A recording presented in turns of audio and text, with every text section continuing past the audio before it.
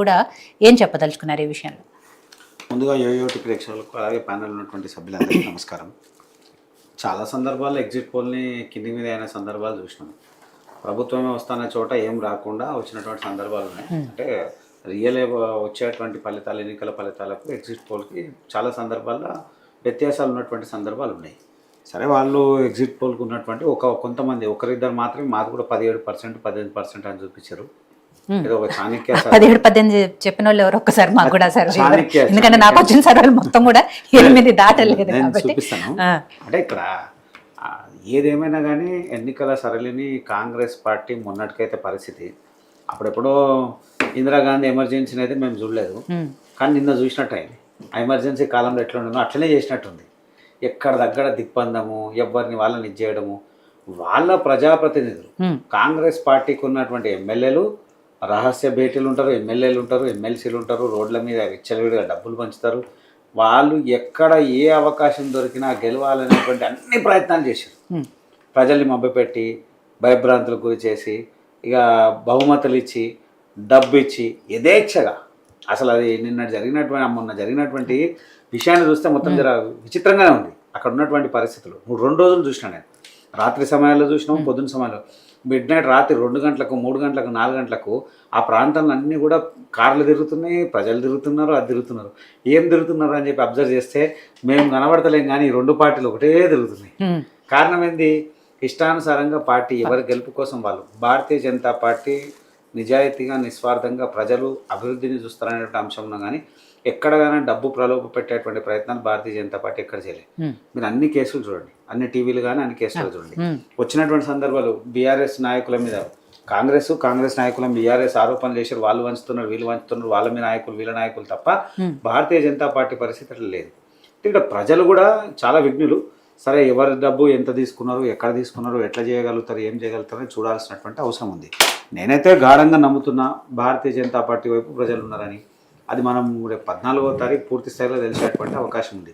ఏదేమైనా కానీ కాంగ్రెస్ పార్టీ అసలు ఎప్పుడు ఊహించని విధంగా ఒక బై ఎలక్షన్ని ఇంత సీరియస్ తీసుకొని ఇంత డబ్బు విదజల్లుతాను నేనైతే ఎక్స్పెక్ట్ చేయలేదు. ఊహించిన దానికన్నా ఎక్కువ, అసలు ఎక్కడ ఊహించినటువంటి విధంగా ముఖ్యమంత్రి స్వయం దిగి, అందరు మంత్రులు దిగి, అందరు దిగి డివిజన్ల వారుగా చేసుకొని, అంటే ఒక లక్ష్యం ఒక్కటే పెట్టుకున్నారు, ఖచ్చితంగా గెలవాలి అనేటువంటి లక్ష్యంగానే తప్ప అభివృద్ధి అనేటువంటి అంశంలో ఎక్కడ కూడా మాట్లాడలేదు. ఇక ప్రజలు అభివృద్ధి వైపు వేస్తారా, దాని వైపు వేస్తారా, ఎట్లా వేస్తారా అనేది చూడాల్సినటువంటి అవసరం ఉన్నది.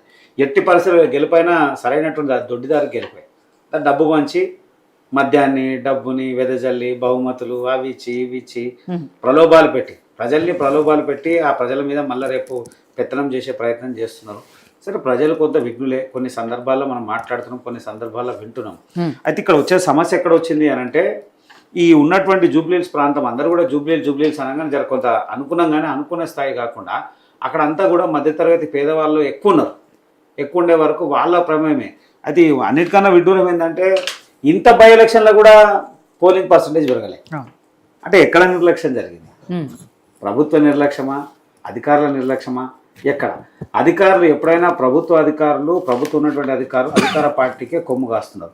నిన్న కూడా ప్రత్యక్షంగా పరోక్షంగా పోలీసు అధికారులు కూడా, పోలీసులే కానీ సంబంధించిన శాఖ అధికారులు కానీ బలవంతంగా ఎవరు అని అంటే ఎవరైనా ప్రశ్నిస్తే భారతీయ జనతా పార్టీ నాయకుల మీద కేసులు, వాళ్ళని అరెస్ట్ చేసి, వాళ్ళని ఇచ్చేసి, బూత్ కాడ కూడా ఉన్నటువంటి పరిస్థితి చేయకుండా చేసి భయభ్రాంతుల గురించి అరెస్ట్ చేశారు.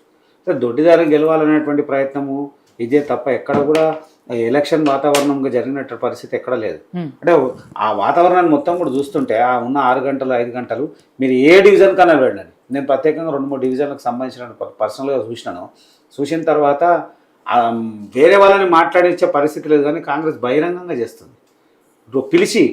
పిలిచి డబ్బులు ఇవ్వడము, పోయిన వాళ్ళు వేసినవా, ఓటు వేసినవా లేదా, వేయకపోతే ఇక పెట్టుకో అంటున్నారు, జోబులో పెడుతుండే ఒక ఆయన, మాట్లాడుతుండే ఒక ఆయన, కవర్లో పెట్టిస్తుండే ఒక ఆయన అని ఏ రకంగానగానే ఎవరికి వాళ్ళు అంటే ఒక పూర్తి స్థాయి వీళ్ళ వ్యూహం ఏంది అని అంటే ఎవరికి ఇచ్చినటువంటి బూత్, ఎవరికి ఇచ్చినటువంటి డివిజను, ఆ డివిజన్లో ఆ నాయకుడు గెలవకపోతే రేపు ఏం సమాధానం చెప్పుకున్నటువంటి పరిస్థితులు ఉన్నాయన్నటువంటి ఆలోచన కాంగ్రెస్ పూర్తి స్థాయి పనిచేసింది. ఏదేమైనా గెలిచేటువంటి ప్రయత్నము చేస్తుంది. సరే, చిట్ట చివరికి చూడాలి. ప్రజలు ఎటువైపు ఉన్నారు, అభివృద్ధి వైపు ఉన్నారా లేదా మళ్ళీ అదే మద్యము లేదా డబ్బు వైపు ఉన్నారా అనేటువంటి రేపు 14వ తారీఖు చూస్తాం. నాకు తెలిసి అయితే నేనైతే అనుకుంటున్నా చాలా కొంచెం విఘ్నులే కాబట్టి ఆ రిజల్ట్ వచ్చే వరకు మనం ఏం చెప్పేటువంటి పరిస్థితి లేదు. రైట్. సో రామ్ గోపాల్ గారు, 3 పార్టీలకు సంబంధించి ప్రచారం ఎలా జరిగిందో చూసాం, డబ్బులు ఎట్లా పంచిపెట్టారో చూసాం. రేపు పోలింగ్ అనగా అర్ధరాత్రి పోయి పార్టీల తరపున జనాలకి మేము ఎక్కడ వంచలేదు, మేము ఎక్కడ లేవు. ఉంటే మీరు ఒక్క విజువల్ నేను 3 పార్టీల ప్రచారం అన్నాను, ఇంకా నేను మొత్తం అదే చెప్తున్నా. పార్టీల 3 పార్టీల ప్రచారాలు చూసాము. డబ్బులు పంచే విషయంలో అర్ధరాత్రి వరకు కూడా సరే మీ పార్టీ ఉందా లేదా లేకపోతే దొరకలేదా ఏమో చెప్పలేము, కానీ ఆ పార్టీల